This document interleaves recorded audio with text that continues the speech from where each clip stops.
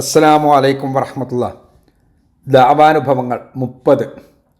മിഷനറിമാർ എന്തുകൊണ്ടാണിങ്ങനെ? 3-ാം ഭാഗം.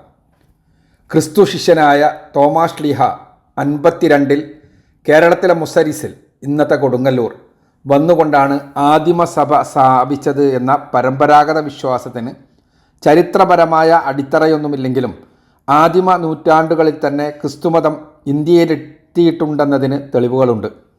പുരാതന ക്രിസ്ത്യൻ സമൂഹമായ സുറിയാനി ക്രിസ്ത്യാനികൾ അഥവാ തോമാ ശ്ലീഹ ക്രിസ്ത്യാനികൾ അദ്ദേഹം സ്ഥാപിച്ച 7 പള്ളികളുമായി ബന്ധപ്പെട്ടിട്ടുള്ള പ്രബോധന പ്രവർത്തനങ്ങൾ വഴി ആണ് ഉണ്ടായതെന്നാണ് വിശ്വാസം.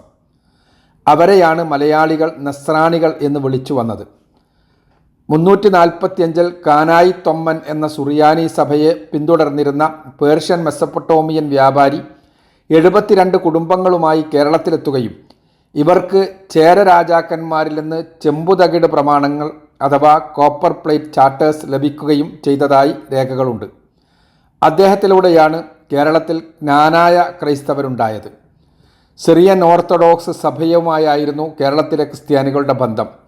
അതുകൊണ്ടുതന്നെ അവരുടെ ആരാധനകളിൽ പ്രധാനമായും ഉപയോഗിച്ചിരുന്നത് സുറിയാനി ഭാഷയായിരുന്നു.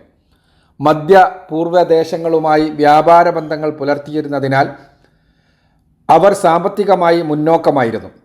മറ്റു മതങ്ങളെപ്പോലെ ആശയപ്രചരണങ്ങളിലൂടെ ക്രിസ്തുമതവും ഇന്ത്യയിൽ വളർന്നു. പോർച്ചുഗീസുകാർ വരുന്നതുവരെ ഇവിടെയുള്ള പല മതങ്ങളിൽ ഒന്ന് മാത്രമായിരുന്നു ക്രിസ്തുമതം. തങ്ങളുടെ വിശ്വാസങ്ങളും ആചാരങ്ങളും സംരക്ഷിച്ചുകൊണ്ട് ജീവിച്ച ഇന്ത്യയിലുള്ള ക്രിസ്ത്യാനികൾ ഭാരതീയ സമൂഹത്തോട് ചേർന്ന് നിന്നവരായിരുന്നു. ഇന്ത്യയിലെത്തിയ ആദ്യകാല ക്രൈസ്തവരെയും അവരുടെ പ്രവർത്തനങ്ങളെയും കുറിച്ചറിയാൻ സ്റ്റീഫൻ നീലിൻ്റെ a history of Christianity in India, the beginnings to AD 1707 എന്ന പുസ്തകം വായിച്ചാൽ മതിയാവും. പോർച്ചുഗീസുകാരുടെ ആഗമനത്തോടെ സ്ഥിതി മാറി.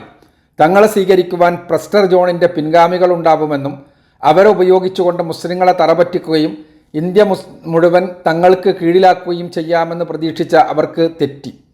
പ്രതീക്ഷിക്കപ്പെട്ട രാജാവോ സ്വാഗതമരുളുന്ന അന്തരീക്ഷമോ കേരളത്തിലുണ്ടായിരുന്നില്ല. ഇവിടെയുണ്ടായിരുന്ന ക്രിസ്ത്യാനികൾ അവരെ സ്വാഗതം ചെയ്യുന്ന നിലപാട് സ്വീകരിക്കുന്നതിന് പകരം എതിര് നിൽക്കുകയാണ് ചെയ്തത്. നേരത്തെ തന്നെ നെസ്തോറിയൻ കാൽദിയൻ സഭകളുമായി ബന്ധമുണ്ടായിരുന്ന ഇവിടുത്തെ സുറിയാനി ക്രിസ്ത്യാനികൾ പോർച്ചുഗീസുകാർ ആഗ്രഹിച്ചതുപോലെ ലത്തീൻ കത്തോലിക്ക സഭയുടെ കീഴിലാകാൻ സമ്മതിക്കുകയോ അവരുടെ ആചാരങ്ങൾ സ്വീകരിക്കുകയോ ചെയ്തില്ല.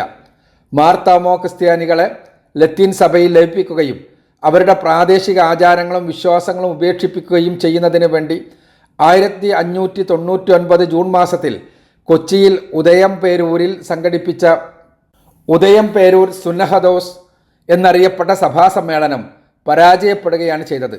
സുന്നഹദോസിൻ്റെ തീരുമാനത്തിൽ പ്രതിഷേധിച്ചുകൊണ്ട് കൊച്ചിയിലെ മട്ടാഞ്ചേരിയിൽ നടന്ന 3000-ലധികം പേർ പങ്കെടുത്ത സമ്മേളനത്തിൽ വെച്ച് ഒരു കുരിശിൽ പിടിച്ച് അവർ നടത്തിയ പ്രതിജ്ഞയാണ് കൂനൻ കുരിശ് സത്യം എന്നറിയപ്പെടുന്നത്. ഞങ്ങൾ പോർച്ചുഗീസ് മിഷനറിമാരുടെയും റോമൻ കാത്തോലിക്ക സഭയുടെയും അധികാരം തള്ളിക്കളയുന്നു. ഞങ്ങൾ സ്വതന്ത്രരായി ഞങ്ങളുടെ പൂർവികരുടെ മതപരമായ പാരമ്പര്യങ്ങൾ പിന്തുടരുകയും സിറിയൻ ഓർത്തഡോക്സ് സഭയുടെ അധികാരത്തിന് കീഴിൽ മാത്രം നിലകൊള്ളുകയും ചെയ്യും. ഈ സത്യം ഞങ്ങൾ കുരിശിൽ പിടിച്ച് ചെയ്യുന്നു. ഇത് ഞങ്ങളുടെ അവസാനത്തെ പ്രതിജ്ഞയാണ് എന്നായിരുന്നു പ്രതിജ്ഞ. പോർച്ചുഗീസുകാരോടൊപ്പം നിന്നവർ കത്തോലിക്കരും അല്ലാത്തവർ ഓർത്തഡോക്സുകാരുമായി ഭിന്നിച്ചത് ഈ സത്യത്തോടെയാണ്. ഇന്ത്യയടക്കമുള്ള ഏഷ്യയിലെ പോർച്ചുഗീസ് കോളനികളോടൊപ്പം പുതിയ അഡ്മിനിസ്ട്രേറ്ററായി നിയമിതനായ മാർട്ടിൻ അൽഫോൻസോവിനോടൊപ്പം 1542 മെയ് 6 പോർച്ചുഗീസ് ഇന്ത്യയുടെ തലസ്ഥാനമായ ഗോവയിലെത്തുകയും അവിടെ കേന്ദ്രീകരിച്ചുകൊണ്ട് മിഷനറി പ്രവർത്തനങ്ങൾ നടത്തുകയും ചെയ്ത കാത്തോലിക്ക വിശുദ്ധനായ ഫ്രാൻസിസ് സേവേറിയിൽ നിന്ന് ആരംഭിക്കുന്നതാണ് സാമ്രാജ്യത്വ അധിനിവേശത്തിൻ്റെ തണലിൽ നടന്ന മിഷനറി പ്രവർത്തനങ്ങളുടെ ചരിത്രം. ഫ്രാൻസിസ് സേവിയറിലൂടെ നടന്ന യൂറോപ്യൻ മിഷനറി പ്രവർത്തനങ്ങൾ ഭീകരമായിരുന്നു. പീഡിപ്പിച്ച് മതം മാറ്റുകയായിരുന്നു പോർച്ചുഗീസ് മിഷനറിമാരുടെ രീതി. ഹിന്ദുക്കളായിരുന്ന പ്രധാനമായും പോർച്ചുഗീസുകാരുടെ ഇരകളെങ്കിലും മുസ്ലിങ്ങളെയും അവർ വെറുതെ വിട്ടില്ല. പള്ളികളും ക്ഷേത്രങ്ങളും നശിപ്പിക്കുകയും ഹിന്ദുമത ഗ്രന്ഥങ്ങളും ഖുർആാനുമെല്ലാം കത്തിക്കാൻ ആഹ്വാനം നടത്തുകയും ചെയ്തുകൊണ്ടായിരുന്നു അദ്ദേഹത്തിൻ്റെ മതപരിവർത്തന പരിശ്രമങ്ങൾ. പോർച്ചുഗീസ് അധികാരത്തിൻ്റെ മുഷ്കുപയോഗിച്ച് മിഷനറിമാർ ഹിന്ദുക്കളെയും ബുദ്ധന്മാരെയും ജൈനന്മാരെയും മുസ്ലിങ്ങളെയും നിർബന്ധിച്ച് മാമോദീസ മുക്കിക്കൊണ്ടിരുന്നു. പിടിച്ചു നിൽക്കാൻ മറ്റു മാർഗങ്ങളൊന്നുമില്ലാതെ കത്തോലിക്കരായിത്തീരുന്നവർ തങ്ങളുടെ പഴയ വിശ്വാസങ്ങൾ ഉൾക്കൊള്ളുകയോ കർമ്മങ്ങൾ സ്വകാര്യമായി അനുഷ്ഠിക്കുകയോ ചെയ്യുന്നുണ്ടെങ്കിൽ അവരെ വിചാരണ ചെയ്ത് കൊല്ലുകയോ ശിക്ഷിക്കുകയോ ചെയ്യുന്നതിനായി ഇൻക്വിസിഷൻ കോടതികളുണ്ടാക്കി. ഇൻക്വിസിഷന് നേതൃത്വം നൽകിയത് ഫ്രാൻസിസ് സേവിയർ ആയിരുന്നു. ക്രിസ്തുമതം സ്വീകരിക്കുവാൻ വിസമ്മതിച്ചുവെന്ന കാരണത്താൽ മാത്രം ആയിരക്കണക്കിന് മനുഷ്യരെ അദ്ദേഹവും കൂട്ടരും കൊന്നുവെന്നാണ് കണക്ക്. നീണ്ട 2.5 നൂറ്റാണ്ടിലധികം നിലനിന്ന ഗോവ ഇൻക്വിസിഷന്റെ രേഖകളിൽ പലതും കത്തിച്ചു കളഞ്ഞതിനാൽ അതിൻ്റെ ഭീകര ചിത്രം അതിൻ്റെ പൂർണ്ണതയിൽ നമുക്ക് ലഭ്യമല്ല. ഇൻക്വിസിഷന്റെ ആദ്യത്തെ 100 വർഷങ്ങൾക്കുള്ളിൽ 121 പേരെ ജീവനോടെ കത്തിച്ചു കളഞ്ഞതായി ലഭിച്ചിട്ടുള്ള ഔദ്യോഗിക രേഖകൾ എത്രത്തോളം ഭീകരമായിരുന്നു പോർച്ചുഗീസ് മിഷനറിമാർ നടത്തിയ ഇന്ത്യയിലെ ക്രൈസ്തവവൽക്കരണമെന്ന് വ്യക്തമാക്കുന്നുണ്ട്. 20,000-ഓളം പേരെ ഇൻക്വിസിഷൻ കോടതികൾ വിചാരണ ചെയ്യുകയും 1000 പേരെയെങ്കിലും കത്തിച്ചു കൊല്ലുകയും ചെയ്തിട്ടുണ്ടെന്നാണ് കണക്ക്. ഭാരമുള്ള തടിയിൽ കെട്ടി മനുഷ്യരെ കടലിലേക്ക് ഒഴുക്കിവിടുകയായിരുന്നു കാപട്യം സംശയിച്ചിരുന്ന പുത്തൻ ക്രിസ്ത്യാനികൾക്ക് നൽകിയിരുന്ന ശിക്ഷ. വിശ്വാസമുണ്ടെങ്കിൽ അവർ രക്ഷപ്പെടുമെന്നായിരുന്നു അതിനുള്ള ന്യായം. ഇരുമ്പ് ദണ്ട് പഠിപ്പിച്ച് ശരീരത്തിൽ അടിക്കുക, മരിക്കുന്നത് വരെ പട്ടിണിക്കിടുക, കൈകാലുകൾ അടിച്ചൊടിക്കുക എന്നിവയായിരുന്നു മറ്റു ശിക്ഷാമുറകൾ. 2009 ഫ്രാൻസിലെ ആൽബർട്ടോ ലിറ്റററി പ്രൈസിന് അർഹമായ പ്രസിദ്ധ അമേരിക്കൻ എഴുത്തുകാരനായ റിച്ചാർഡ് സിംലറുടെ ഗാർഡിയൻ ഓഫ് ദി ഡോൺ എന്ന നോവൽ ഗോവ ഇൻക്വിസിഷന്റെ ക്രൂര ചിത്രം വരച്ചു കാണിക്കുന്നുണ്ട്. മാതാപിതാക്കളുടെ മുന്നിൽ വെച്ച് മക്കളുടെ ശരീരാവയവങ്ങളെ ഒന്നൊന്നായി പിഴുതുകളയുമെന്ന് ഭീഷണിപ്പെടുത്തുകയും രക്ഷപ്പെടണമെങ്കിൽ മാമോദീസ മുങ്ങണമെന്ന ഉപാധി വെക്കുകയുമായിരുന്നു അത്രേ പോർച്ചുഗീസ് സുവിശേഷ രീതി. മുസ്ലിങ്ങളെയും ഹിന്ദുക്കളെയും മാത്രമല്ല, മതം മാറി ക്രിസ്ത്യാനികളായി തീർന്നവരെയും അവർ കപടന്മാരാണെന്ന് സംശയിച്ചുകൊണ്ട് പീഡനങ്ങൾക്ക് വിധേയമാക്കി. സ്നേഹത്തിൻ്റെയും കാരുണ്യത്തിൻ്റെയും എന്ന് കൊട്ടിഘോഷിക്കപ്പെടുന്ന ക്രിസ്തു ദർശനം എങ്ങനെയാണ് ഇന്ത്യയിൽ വളർന്നതെന്ന് മനസ്സിലാവണമെങ്കിൽ 1536 മെയ് 23 വിശുദ്ധ ഫ്രാൻസിസ് സേവിയർ ആരംഭിക്കുകയും 1821 മാർച്ച് 31 വരെ നിലനിൽക്കുകയും ചെയ്ത ഗോവ ഇൻക്വിസിഷനെ കുറിച്ച് മറാത്തി ഗ്രന്ഥകാരനായ ആനന്ദ് കാക്ബ പ്രിയോൽക്കർ എഴുതിയ the Goa inquisition the terrible tribunal for the east എന്ന പുസ്തകത്തിൽ ഉദ്ധരിച്ചിരിക്കുന്ന രേഖകൾ വായിച്ചാൽ മതിയാവും.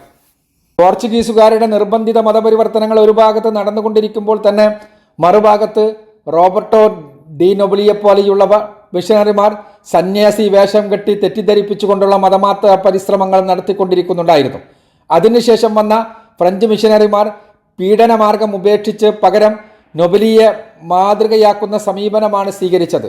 1688 ഇന്ത്യയിലെത്തിയ French Jesuit missionary Father Jean Venant Bouchet നൊബിലിയെപ്പോലെ സന്യാസി വേഷം ധരിച്ചാണ് മിഷനറി പ്രവർത്തനങ്ങളിൽ ഏർപ്പെട്ടത്. തമിഴ്നാട്, ആന്ധ്രാപ്രദേശ്, കർണാടക എന്നിവിടങ്ങളിൽ 40 വർഷത്തിലധികം ഈ രൂപത്തിൽ സജീവമായി സുവിശേഷ പ്രവർത്തനങ്ങൾ നടത്തുകയും നിരവധി പേരെ ക്രിസ്ത്യാനികളാക്കുകയും ചെയ്തു. 1710 ഇന്ത്യയിലെത്തിയ ഇറ്റാലിയൻ ജെസ്യൂട്ട് പാതിരി ഫാദർ കോൺസ്റ്റൻഷ്യസ് ബെസ്കിയും ഏകദേശം ഇതേ മാർഗം തന്നെയാണ് പിന്തുടർന്നത്. തമിഴ് സാഹിത്യത്തിൽ വീരാമുനിവർ എന്ന് അറിയപ്പെടാൻ മാത്രം പ്രസിദ്ധമായ തമിഴ് സാഹിത്യകൃതികൾ അദ്ദേഹം പ്രസിദ്ധീകരിച്ചു. അതിലൊന്നാണ് തേമ്പാവണി, മധുരമുള്ള മാല എന്നർത്ഥം. 3615 വൃത്തങ്ങളിലായി മറിയത്തിൻ്റെയും ക്രിസ്തുവിൻ്റെയും ജീവിതം വിവരിക്കുന്ന കാവ്യമാണിത്. തമിഴ് ഭാഷയുടെ വ്യാകരണം, നിഘണ്ടു എന്നിവ തയ്യാറാക്കിയതും അദ്ദേഹമാണെന്നാണ് കരുതപ്പെടുന്നത്. ജർമ്മൻ ലൂഥറൻ പൗരോഹിത്യം നേടിയ ബാർത്തോലോമ്യൂസ് സീഗൻബർഗും സഹപ്രവർത്തകനായ ഹെൻറിക് പ്ലുഷൌവും കൂടി 1706 ജൂലൈ 9 ഡാനിഷ് ഈസ്റ്റ് ഇന്ത്യ കമ്പനിയുടെ കീഴിലുള്ള തമിഴ്നാട്ടിലെ താരങ്ങാമ്പാടിയിലെത്തുന്നതോടെയാണ് ഇന്ത്യയിലെ പ്രൊട്ടസ്റ്റന്റ് മിഷനറി പ്രവർത്തനങ്ങളുടെ ചരിത്രം ആരംഭിക്കുന്നത്. 1712 അവിടെ ആദ്യത്തെ പ്രൊട്ടസ്റ്റന്റ് മിഷൻ പ്രസ് സ്ഥാപിച്ചുകൊണ്ട് സുവിശേഷ പുസ്തകങ്ങൾ തമിഴിൽ പ്രസിദ്ധീകരിച്ച് വിതരണം ചെയ്തുകൊണ്ടായിരുന്നു അദ്ദേഹത്തിൻ്റെ തുടക്കം. തമിഴ് ഭാഷ പഠിച്ച് അതിൽ സാമർഥ്യം നേടിയ ശേഷം 1714 സീഗൻബർഗ് എഴുതിയ തമിഴ് പുതിയ നിയമമാണ് ഇന്ത്യൻ ഭാഷകളിലെ ആദ്യത്തെ ബൈബിൾ. 1716 ഇന്ത്യയിലെ ആദ്യത്തെ പ്രൊട്ടസ്റ്റന്റ് സെമിനാരി സ്ഥാപിച്ചുകൊണ്ട് സുവിശേഷ പ്രവർത്തകരെ വാർത്തെടുക്കാൻ തുടങ്ങിയതും അദ്ദേഹം തന്നെ. തൻ്റെ ശ്രമഫലമായി 1708 താരങ്ങമ്പാടിയിൽ നിർമ്മിക്കപ്പെട്ട ഇന്ത്യയിലെ ആദ്യത്തെ പ്രൊട്ടസ്റ്റന്റ് ചർച്ചിൽ തന്നെയാണ് 1719 ഫെബ്രുവരി 23 തൻ്റെ 36ാമത്തെ വയസ്സിൽ അന്തരിച്ച അദ്ദേഹത്തിൻ്റെ ശവകുടീരമുള്ളത്. 1713 അദ്ദേഹം എഴുതിയ ദക്ഷിണേന്ത്യൻ ദൈവങ്ങളുടെ ഉൽപ്പത്തി അഥവാ genealogy of the south Indian deities ആണ് ഹൈന്ദവ ദേവതകളെ വിമർശിച്ചുകൊണ്ട് എഴുതപ്പെട്ട ആദ്യത്തെ മിഷനറി ഗ്രന്ഥം. ഇന്ത്യയിലെ ഹിന്ദു മുസ്ലിം പണ്ഡിതരുമായി സംവദിക്കുന്ന ആദ്യത്തെ മിഷനറിയും അദ്ദേഹം തന്നെ. താൻ നടത്തിയ വൈയക്തികമായ സംവാദങ്ങളെ വിശദീകരിച്ചുകൊണ്ട് ഡാനിഷ് രാജാവിനെയും യൂറോപ്പിലെ മിഷനറിമാരെയും അഭിസംബോധന ചെയ്തുകൊണ്ട് എഴുതിയ റിപ്പോർട്ടുകളെ ക്രോഡീകരിച്ചുകൊണ്ടുള്ള പുസ്തകത്തിന് അദ്ദേഹം നൽകിയ തലക്കെട്ടിൻ്റെ ഇംഗ്ലീഷ് പരിഭാഷ 34 conferences between the Danish missionaries and the Malabarian Brahmins or heathen priests in the East Indies concerning the truth of the Christian religion എന്നാണ്. തലക്കെട്ടിൽ പ്രാകൃതരായ ബ്രാഹ്മണ പുരോഹിതരുമായി നടത്തിയ സമ്മേളനങ്ങൾ എന്നാണ് എഴുതിയിട്ടുള്ളതെങ്കിലും അതിൽ പ്രതിപാദിച്ചിട്ടുള്ള സംവാദങ്ങളിൽ 8 മുസ്ലിം പണ്ഡിതരുമായിട്ടുള്ളവയാണ്. ബ്രാഹ്മണ പുരോഹിതരും പ്രാദേശിക ഭരണാധികാരികളും സ്കൂൾ കുട്ടികളുമായും എല്ലാം നടത്തിയ കൂടിക്കാഴ്ചകൾ ഇതിൽ ഉൾപ്പെടുത്തിയിട്ടുണ്ട്. 1605 ആന്ധ്രയിലെ മച്ചിലപട്ടണത്തിൽ ഫാക്ടറി സ്ഥാപിച്ചുകൊണ്ട് ഇന്ത്യയിൽ സാന്നിധ്യമറിയിച്ച ഡച്ച് ഈസ്റ്റ് ഇന്ത്യ കമ്പനിയുടെ കൊച്ചി, പുളിങ്ങാട്, നാഗപട്ടണം കോളനികളോടനുബന്ധിച്ചും നടന്നത് പ്രൊട്ടസ്റ്റന്റ് മിഷണറി പ്രവർത്തനങ്ങളാണെങ്കിലും അവരുടെ പ്രവർത്തനങ്ങൾ വ്യാപകമാകുന്നത് ബ്രിട്ടീഷ് ഭരണകാലത്താണ്. പ്ലാസി യുദ്ധത്തിൽ ബംഗാൾ നവാബിനെ തോൽപ്പിച്ചുകൊണ്ട് 1757 ഇന്ത്യയിൽ തങ്ങളുടെ അധികാരം സ്ഥാപിച്ച ആദ്യ നാളുകളിൽ ഈസ്റ്റ് ഇന്ത്യ കമ്പനി കത്തോലിക്ക മിഷണറിമാരെ സഹായിക്കുന്ന നിലപാടാണ് സ്വീകരിച്ചിരുന്നത്. 1718 സ്ഥാപിച്ച ബോംബെയിലെ ഇറ്റാലിയൻ കാർമൈറ്റ് മിഷണറിമാരെയും 1742 സ്ഥാപിച്ച ഫ്രഞ്ച് കാപ്പുച്ചിൻ മിഷണറിമാരെയും ഏകദേശം അക്കാലത്ത് തന്നെ സ്ഥാപിച്ച കേരളത്തിലെ ഇറ്റാലിയൻ കാർമൈറ്റ് മിഷണറിമാരെയും കമ്പനി സഹായിച്ചതായി വ്യക്തമാക്കുന്ന രേഖകളുണ്ട്. എന്നാൽ തങ്ങളുടെ വ്യാപാര താൽപ്പര്യങ്ങളെ ഹനിക്കുന്നതിന് നിമിത്തമാകുമെന്ന് തോന്നിയതിനാൽ മിഷണറി പ്രവർത്തനങ്ങളിൽ നിന്ന് ഔദ്യോഗികമായി വിട്ടുനിൽക്കുകയാണ് ഇന്ത്യയെ ചൂഷണം ചെയ്യുന്നതിൽ മാത്രം ശ്രദ്ധ കേന്ദ്രീകരിച്ചിരുന്ന ഈസ്റ്റ് ഇന്ത്യ കമ്പനി ചെയ്തത്. ഇത് ശരിയല്ലെന്നും ഇന്ത്യയെ ക്രൈസ്തവൽക്കരിക്കാൻ ഭരണത്തെ ഉപയോഗപ്പെടുത്തണമെന്നുമുള്ള ശക്തമായ വാദങ്ങൾ മിഷണറിമാരിൽ നിന്നുണ്ടായി. കൽക്കട്ടയിലെ ആംഗ്ലിക്കൻ പുരോഹിതനായിരുന്ന ക്ലാഡിയാസ് ബുച്ചനൻ 1805 പ്രസിദ്ധീകരിച്ച ഒരു ലഘുലേഖയിൽ നിന്ന് തുടങ്ങുന്ന വാദപ്രതിവാദങ്ങൾ 8 വർഷങ്ങൾക്ക് ശേഷം അവസാനിച്ചത് 1813 ചാർട്ടർ ആക്ട് പാസ്സാക്കുന്നതോടുകൂടിയാണ്. ക്രിസ്ത്യൻ മിഷണറിമാർക്ക് ഇന്ത്യയിൽ യഥേഷ്ട മതപ്രബോധനം നടത്തുന്നതിനുള്ള അവകാശം നൽകുന്നതായിരുന്നു ആക്ട്. 1814 തന്നെ കൽക്കട്ട കേന്ദ്രീകരിച്ച് പ്രവർത്തിക്കുന്നതിനായുള്ള ആദ്യത്തെ ആംഗ്ലിക്കൻ ബിഷപ്പ് നിയോഗിക്കപ്പെട്ടു. ലോകത്തിൻ്റെ വ്യത്യസ്ത വശങ്ങളിൽ നിന്നുള്ള മിഷണറി സംഘങ്ങളുടെ ഇന്ത്യയിലേക്കുള്ള പ്രവാഹമുണ്ടായത് അതിനുശേഷമാണ്. ക്രിസ്തുവിനായി ഇന്ത്യയെ നേടുക എന്ന ലക്ഷ്യത്തോടുകൂടി പലതരം മാർഗങ്ങളിലൂടെ അവരെല്ലാവരും പ്രവർത്തിച്ചു കൊണ്ടിരുന്നു. ബ്രിട്ടീഷുകാരുടെ ആഗമനത്തിന് ശേഷമുള്ള മിഷണറി പ്രവർത്തനങ്ങളെക്കുറിച്ച് വിശദമായി തന്നെ ജെഫ്രി കോക്സിൻ്റെ Imperial fruit lines Christianity and colonial power in India ചർച്ച ചെയ്യുന്നുണ്ട്. ആധുനിക മിഷണറിമാരുടെ പിതാവ് എന്നറിയപ്പെടുന്ന വില്യം കേരി തൻ്റെ ആത്മകഥാകുറിപ്പുകളിൽ ഇന്ത്യൻ മുസ്ലിങ്ങൾക്കിടയിൽ പാപബോധമുണ്ടാക്കാൻ കഴിയാത്തതാണ് മിഷനറി പ്രവർത്തനങ്ങൾ വേണ്ടത്ര വിജയിക്കാതിരിക്കാൻ കാരണമെന്ന് നിരീക്ഷിക്കുന്നുണ്ട്. 1992 എഡിൻബർഗ് പുറത്തിറക്കിയ the history of the Baptist missionary society 1792 എന്ന ഗ്രന്ഥം വായിക്കുക. മുസ്ലിങ്ങളെയും ഹിന്ദുക്കളെയും പാപബോധമുള്ളവരാക്കി ക്രൈസ്തവവൽക്കരണത്തിന് വേണ്ടിയുള്ള പരിശ്രമത്തിൻ്റെ ഭാഗമായാണ് ഷിപായി ലഹള എന്നറിയപ്പെട്ട 1857 ഒന്നാം സ്വാതന്ത്ര്യ സമരം ഉണ്ടായതെന്ന സത്യം വേണ്ടത്ര ചർച്ച ചെയ്യപ്പെട്ടിട്ടില്ല. പട്ടാളക്കാർക്കുള്ള റേഷൻ ഉപ്പിൽ പശുവിൻ്റെയും പന്നിയുടെയും എല്ലുകൾ ഇടിച്ചു ചേർക്കുവാനും തോക്കിൻ്റെ തിരകൾ പന്നിയുടെയും പശുവിൻ്റെയും നെയ്യ് കൊണ്ടുണ്ടാക്കിയ അടപ്പിനകത്താക്കി അത് വായ കൊണ്ട് തുറക്കാനും കൽപ്പിച്ചതിന് പിന്നിൽ അന്നത്തെ ബ്രിട്ടീഷ് ജനറലായിരുന്ന ഓണിങ്സ് പ്രഭുവിന് സുവിശേഷ ലക്ഷ്യമാണ് ഉണ്ടായിരുന്നത് എന്നതാണ് വസ്തുത. പശുവിറച്ചി ഭക്ഷിക്കുന്നത് പാപമാണെന്ന് വിശ്വസിക്കുന്ന ഹിന്ദുവിൻ്റെയും പന്നിമാംസം ഹറാമാണെന്ന് കരുതുന്ന മുസ്ലിമിൻ്റെയും മനസ്സിൽ താൻ ഗുരുതരമായ പാപം നിരന്തരം ചെയ്തുകൊണ്ടിരിക്കുന്നുവെന്ന ധാരണയുണ്ടാക്കി പാപപരിഹാരത്തിൻ്റെ ക്രൈസ്തവ മാർഗത്തിൽ അവരെ എത്തിക്കുക എന്ന സാമർഥ്യമായിരുന്നു പ്രഭുവിൻ്റെ ഉപദേശകരായ മിഷനറിമാരുടേത്. മനുഷ്യരെല്ലാം ജന്മനാ പാപികളാണെന്ന വിശ്വാസത്തിൽ നിന്നാണല്ലോ മിഷനറി പ്രവർത്തനങ്ങൾ ഉരുവം കൊള്ളുന്നത്. ആദിപാപമില്ലെങ്കിൽ ക്രൈസ്തവതയില്ല, മിഷനറി പ്രവർത്തനവുമില്ല. ആദിവാസികൾക്കിടയിൽ പാപബോധമുണ്ടാക്കി അവരെ ക്രിസ്ത്യാനികളായി തീർക്കുന്നതിനുള്ള പുതിയ തെളിവാണ് പനാരെ ഇന്ത്യക്കാർക്കായി പുറത്തിറക്കിയ പുതിയ നിയമം. ആധുനികതയുടെ കാപട്യങ്ങളൊന്നുമില്ലാതെ ജീവിക്കുന്ന പനാര ഇന്ത്യക്കാരെക്കുറിച്ച് പുറം ലോകം ശ്രദ്ധിക്കാൻ തുടങ്ങിയത് 1970 അമേരിക്കയിലെ ITV സംപ്രേഷണം ചെയ്ത ഡിസപ്പിയറിംഗ് വേൾഡ് എന്ന ടെലി സീരിയൽ വഴിയാണ്. സൗത്ത് അമേരിക്കയിൽ വെനിസ്വേലയിലെ ആമസോൺ താഴ്വരയിലേക്ക് ക്രിസ്ത്യൻ മിഷണറിമാർ ഒറ്റയായും സംഘമായും അതിനുശേഷം സുവിശേഷവുമായി എത്തിയെങ്കിലും പനാര ഇന്ത്യക്കാരിൽ മാറ്റമൊന്നും ഉണ്ടാക്കുവാൻ അവർക്കൊന്നും കഴിഞ്ഞില്ല. നിഷ്കളങ്കരായ അവരോട് നിങ്ങൾ പാപികളാണ്, ക്രിസ്തുവിൻ്റെ രക്തം മൂലമേ പാപങ്ങൾക്ക് പരിഹാരമാവൂ എന്ന സുവിശേഷം പറഞ്ഞപ്പോൾ അവർക്കത് മനസ്സിലായതുപോലുമില്ല. അങ്ങനെയാണ് 1975 പനാരക്കാർക്ക് വേണ്ടി അവർക്ക് മനസ്സിലാക്കാൻ കഴിയുന്ന രീതിയിലുള്ള പുതിയ നിയമം മിഷനറിമാർ പുറത്തിറക്കിയത്. അതിലെ ചില വരികളിതാ. ക്രൂരന്മാരായിരുന്നു പനാരക്കാർ. അവരിൽ ഒരാൾ ക്രിസ്തുവിനെ കൊന്നു. അയാൾ പറഞ്ഞു, നമുക്ക് ക്രിസ്തുവിനെ കൊല്ലാം. അവർ നിലത്ത് ഒരു കുരിശ് നാട്ടി. ദൈവം നിങ്ങളെയെല്ലാം കരിച്ചു കളയും. പനാരക്കാരെ മുഴുവൻ തീയിലെറിഞ്ഞ് ദൈവം അവരെ നശിപ്പിക്കും. ദൈവം ചോദിക്കുന്നു, നിങ്ങൾക്ക് തീയിൽ വെന്തരിയണമോ? നിങ്ങളെ തീയിലെറിയാതിരിക്കുവാനായി നിങ്ങൾ എന്താണ് എനിക്ക് നൽകുക? നിങ്ങളെന്താണ് എനിക്ക് നൽകാൻ പോകുന്നത്? വേദപുസ്തകത്തിൽ പോലും മാറ്റമുണ്ടാക്കി ആദിവാസികളിൽ പാപബോധമുണ്ടാക്കുവാനും അവരെ ഭയപ്പെടുത്തി പനാര ഇന്ത്യക്കാരെ ക്രിസ്ത്യാനികളാക്കുവാനുമായി സൃഷ്ടിച്ചെടുത്ത വരികൾ ആദിവാസികൾക്കിടയിൽ എങ്ങനെയാണ് ക്രിസ്തുമതം പ്രചരിച്ചതെന്ന് വ്യക്തമാക്കുന്ന ഏറ്റവും നല്ല ഉദാഹരണമാണിത്.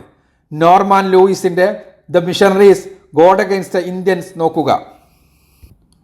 ഇന്ത്യയിലെ ആദിവാസികൾക്കിടയിൽ ശക്തമായ സ്വാധീനമുണ്ടാക്കുവാൻ മിഷണറിമാർക്ക് കഴിഞ്ഞത് സാമൂഹ്യ സേവന പ്രവർത്തനങ്ങൾ വഴിയാണ്. കേരളമടക്കമുള്ള സംസ്ഥാനങ്ങളിൽ വേണ്ടത്ര വിജയിക്കാതെ പോയ സേവന പ്രവർത്തനങ്ങളിലൂടെയുള്ള ക്രൈസ്തവവൽക്കരണം എന്ന പ്രൊട്ടസ്റ്റന്റ് മിഷണറി ആശയം വഴി ഏറ്റവും അധികം നേട്ടമുണ്ടാക്കിയത് നാഗാലാൻഡ്, മിസോറാം, മേഘാലയ എന്നിവിടങ്ങളിലാണ്. 19-ാം നൂറ്റാണ്ടിൻ്റെ അവസാനം വരെ ഒരൊറ്റ ക്രിസ്ത്യാനിയുമില്ലാതെ ഇരുന്ന ഈ ആദിവാസി മേഖലകളിലെ ഇപ്പോഴത്തെ ജനസംഖ്യയിൽ യഥാക്രമം 88%, 87%, 75% എന്നിവ ക്രൈസ്തവരാണ്. 1872 American Baptist missionary Reverend Edward Winter ക്ലാർക്കിൻ്റെ നേതൃത്വത്തിൽ നാഗാലാൻഡിലും 1894 മിഷൻ സൊസൈറ്റിയിലെ തോമസ് ജോൺസിൻ്റെയും നേതൃത്വത്തിൽ ആരംഭിച്ച മിഷണറി പ്രവർത്തനങ്ങളാണ് അവയെ മെല്ലെ മെല്ലെ ക്രിസ്ത്യൻ ഭൂരിപക്ഷ പ്രദേശങ്ങളാക്കി തീർത്തത്. ആദിവാസി സമൂഹത്തിൽ വിദ്യാലയങ്ങളും ആശുപത്രികളും സ്ഥാപിച്ചുകൊണ്ടായിരുന്നു മിഷണറിമാരുടെ തുടക്കം. ഒപ്പം സൗജന്യ വിദ്യാഭ്യാസവും ചികിത്സവും യഥാരൂപത്തിൽ ലഭിക്കണമെങ്കിൽ ക്രിസ്ത്യാനികളാകണമെന്ന ചിന്ത ആദിവാസികളിൽ വളർത്തുകയും ചെയ്യുന്നതിൽ അവർ വിജയിച്ചു. സാമ്പത്തികമായി പിന്നോക്കം നിൽക്കുന്നവരെ വ്യവസായങ്ങൾ തുടങ്ങാനും കാർഷിക വൃത്തികൾ കണ്ടെത്താനുമുള്ള പരിശീലനങ്ങൾ നൽകുകയും ഒപ്പം തന്നെ ഇവക്കായുള്ള സാമ്പത്തിക സഹായങ്ങൾ ലഭിക്കണമെങ്കിൽ ക്രൈസ്തവരാകണമെന്ന അവസ്ഥ സംജാതമാക്കുകയും ചെയ്തു. ബാങ്ക് ലോണുകൾ, സർക്കാർ വക സാമ്പത്തിക സഹായങ്ങൾ, ഭക്ഷ്യധാന്യ വിതരണങ്ങൾ, കൃഷിക്കായുള്ള സൗജന്യ വിത്ത് വിതരണം എന്നിവയിലൂടെയും ക്രിസ്തുമതത്തിലേക്ക് അവർ ആദിവാസികളെ ആകർഷിച്ചു. അനാഥരായ ആദിവാസി സ്ത്രീകളെയും കുട്ടികളെയും സംരക്ഷിക്കുവാൻ ഉള്ള മന്ദിരങ്ങൾ പണിതുകയും അവയിലെത്തുന്നവരെ ക്രിസ്ത്യൻ സാഹചര്യത്തിൽ വളർത്തുകയും ചെയ്തുകൊണ്ടും കുറേ പോലെ മതം മാറ്റി. സാമ്പത്തിക പ്രലോഭനങ്ങൾ, സ്ത്രീകൾക്ക് വിവാഹാനുകൂല്യങ്ങൾ, ഭൂമി ഉടമസ്ഥാവകാശം തുടങ്ങിയ വാഗ്ദാനം ചെയ്തുകൊണ്ടും നിർബന്ധിച്ചും ലഹരി നൽകിയുമെല്ലാമുള്ള മതം മാറ്റങ്ങൾ നടന്നതായി റിപ്പോർട്ടുകളുണ്ട്. ഇന്ത്യയിൽ ആദിവാസികൾക്കിടയിൽ നടന്ന മിഷണറി പ്രവർത്തനങ്ങളെക്കുറിച്ചുള്ള ഒരു സംഘം ലേഖകരുടെ പഠനങ്ങൾ സജൽ നാഗ്, എം സതീഷ് കുമാർ എന്നിവർ ക്രോഡീകരിച്ച് encounter and interventions Christian missionaries in colonial North East India എന്ന തലക്കെട്ടിൽ പ്രസിദ്ധീകരിച്ചിട്ടുണ്ട്. ദ വില്യം ആൻഡ് മാരി കോട്ടളിയിൽ ജെയിംസ് പി റോണ്ട എഴുതിയ we are well as we are an Indian critique of 17th century Christian missions എന്ന പഠനത്തിലും ഇക്കാര്യം വിശദീകരിച്ചിട്ടുണ്ട്. പീഡിപ്പിച്ചും തെറ്റിദ്ധരിപ്പിച്ചും സേവന പ്രവർത്തനങ്ങൾ നടത്തിയുമെല്ലാം ഭാരതീയരെ ക്രിസ്ത്യാനികളാക്കാൻ കോളനിക്കാലത്ത് വ്യത്യസ്ത മിഷണറി സംഘങ്ങൾ പരിശ്രമിച്ചു പോന്നിട്ടുണ്ടെങ്കിലും അവയെക്കൊണ്ടൊന്നും കാര്യമാത്ര പ്രസക്തമായ മാറ്റങ്ങൾ സൃഷ്ടിക്കാൻ കഴിഞ്ഞിട്ടില്ലെന്ന് മനസ്സിലായപ്പോൾ പിന്നെ ശ്രമിച്ചത് എന്തുകൊണ്ടായിരിക്കും ഈ പരാജയമെന്ന് പഠിക്കാനാണ്. 2.3% ഇന്ന് ഇന്ത്യയിലെ ക്രിസ്ത്യൻ ജനസംഖ്യ. നൊബിലിയെയും ബുഷയെയും പോലെയുള്ള പാതിരിമാർ, സന്യാസി വേഷം പെട്ടിയും സീഗൻബാർഗിനെയും പ്ലുഷോവിനെയും പോലെയുള്ള മിഷനറിമാർ സുവിശേഷ പ്രവർത്തനങ്ങളും സംവാദങ്ങളും നടത്തിയും ക്രിസ്ത്യാനികളെയുണ്ടാക്കാൻ ശ്രമിച്ച തമിഴ്നാട്ടിൽ ഇപ്പോൾ 6.12% ക്രിസ്ത്യാനികളാണുള്ളത്.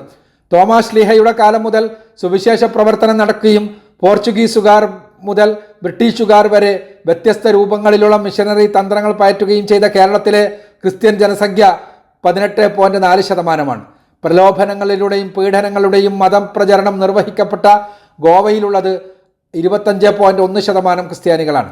ക്രിസ്ത്യാനികൾ കൂടുതലുള്ള നാഗാലാൻഡും മിസോറാമും മേഘാലയയും മണിപ്പൂരും അരുണാചൽ പ്രദേശുമെല്ലാം ആദിവാസി മേഖലകളായിരുന്നു. അവരുടെ അജ്ഞത മുതലെടുക്കുകയും വ്യത്യസ്തങ്ങളായ പ്രലോഭനങ്ങളിലൂടെ ആദിവാസികളെ ക്രിസ്ത്യാനികളാക്കുകയും ചെയ്തത് വഴിയാണ് അവിടങ്ങളിൽ ക്രിസ്ത്യാനികൾ ഭൂരിപക്ഷമായതെന്ന് അവരെക്കുറിച്ച പഠനങ്ങളെല്ലാം വ്യക്തമാക്കുന്നുണ്ട്. ക്രിസ്തുവിൻ്റെ അപ്പോസ്തലന്മാർ തന്നെ ഇന്ത്യയിലെത്തുകയും അപ്പോൾ മുതൽ കൊളോണിയൽ കാലം വരെയുള്ള മിഷനറിമാർ വ്യത്യസ്ത രീതികളിലുള്ള സുവിശേഷ പ്രവർത്തനങ്ങൾ നിർവഹിക്കുകയുമെല്ലാം ചെയ്തിട്ടും എന്തുകൊണ്ടാണ് ഇന്ത്യയിൽ ക്രിസ്തുമതം വേണ്ടത്ര വളരാതിരുന്നത് എന്നതായിരുന്നു എൻ്റെ മനസ്സിലുയർന്ന ചോദ്യം. വിഗ്രഹാരാധകരും വർണ്ണാശ്രമ വ്യവസ്ഥ പിന്തുടരുന്നവരുമായ ഹിന്ദുക്കൾക്കിടയിൽ പോലും ആകർഷകമായ ഒരു ആദർശം അവതരിപ്പിക്കാൻ മിഷനറിമാർക്ക് കഴിയുന്നില്ലെന്നാണ് ക്രിസ്ത്യൻ ആശയങ്ങൾ ഉപയോഗിച്ച് ഹിന്ദു പണ്ഡിതരോട് സംവദിച്ച ആദ്യത്തെ മിഷനറിയായ ബാർത്തലോമിയൂസ് സീഗൻബർഗിൻ്റെ അനുഭവ വിവരണങ്ങളിൽ നിന്ന് മനസ്സിലായത്.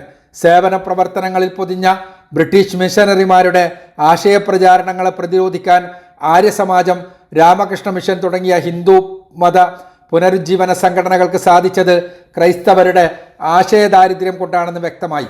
ഇതേ ആശയദാരിദ്ര്യമാണ് ആദർശം കൃത്യമായി പറയാതെ വളഞ്ഞ വഴിയിൽ മുസ്ലിങ്ങളെ തെറ്റിദ്ധരിപ്പിച്ചുകൊണ്ടുള്ള മിഷനറി പ്രവർത്തനങ്ങളുടെയും കാരണമെന്ന് വ്യക്തമായി. തൗഹീദും ത്രിത്വവും താരതമ്യം ചെയ്യുന്നവരൊന്നും ത്രിത്വമാണ് മനുഷ്യബുദ്ധി തേടുന്ന ദൈവസങ്കല്പം പ്രദാനം ചെയ്യുന്നതെന്ന് പറയില്ലെന്ന് കൃത്യമായി അറിയാവുന്നവരാണ് ഇസ്ലാമിനെക്കുറിച്ച് പഠിച്ച മിഷനറി ബുദ്ധിജീവികൾ. പശ്ചാത്താപത്തിലൂടെയുള്ള പാപപരിഹാരം എന്ന ആശയത്തിനു മുന്നിൽ കുരിശുമരണത്തിലൂടെയുള്ള വിടുതൽ എന്ന ആശയത്തിനും പിരിച്ചു നിൽക്കാനാവില്ലെന്നവർക്ക് വ്യക്തമായി അറിയാം. മുസ്ലിങ്ങൾക്കിടയിലേക്ക് ഇറങ്ങിച്ചെല്ലാനുള്ള ഒരേ ഒരു മാർഗം ഖുർആൻ സത്യപ്പെടുത്തുന്ന തൗറാത്തും ഇഞ്ചീലും സബൂറും തങ്ങളുടെ കൈവശമുള്ള ബൈബിളിലാണുള്ളതെന്ന് വരുത്തി തീർക്കുക മാത്രമാണെന്ന് മനസ്സിലാക്കുന്നവരാണവർ. ഇഞ്ചീൽ, സ്വഹാബി, മുസ്ലിയാർ എന്നിങ്ങനെ മുസ്ലിങ്ങൾ അവരുടെ നിത്യജീവിതത്തിൽ ഉപയോഗിക്കുന്ന പദങ്ങൾ ഉപയോഗിച്ച് മുസ്ലിങ്ങളെ തെറ്റിദ്ധരിപ്പിക്കുകയും അങ്ങനെ അവർക്കിടയിലേക്ക് കയറിച്ചെല്ലാനും ശ്രമിക്കുന്നത് യഥാർത്ഥത്തിലുള്ള ആശയ സംവേദനം വഴി അവരെ നേടിയെടുക്കാൻ കഴിയാത്തത് കൊണ്ടാണെന്ന് മനസ്സിലായപ്പോൾ അവരെ പ്രതിരോധിക്കേണ്ടത് അവരുടെ ആയുധങ്ങൾ ഉപയോഗിച്ചുകൊണ്ട് തന്നെയാണെന്ന് മനസ്സിലാവുകയായിരുന്നു. മുസ്ലിങ്ങളെ ക്രൈസ്തവവൽക്കരിക്കാൻ ഉദ്ദേശിച്ചുകൊണ്ടുള്ള മിഷനറിമാരുടെ പ്രവർത്തനങ്ങൾ പ്രതിരോധിക്കാൻ ബൈബിൾ തന്നെയാണ് ഉപയോഗിക്കേണ്ടതെന്ന മഖ്തി തങ്ങളുടെ വീക്ഷണം തന്നെയാണ് ശരിയെന്ന് ബോധ്യപ്പെടുത്തുന്നതായിരുന്നു മിഷനറിമാരെക്കുറിച്ച പഠനം. ഈ ലേഖനം അവസാനിക്കുന്നു.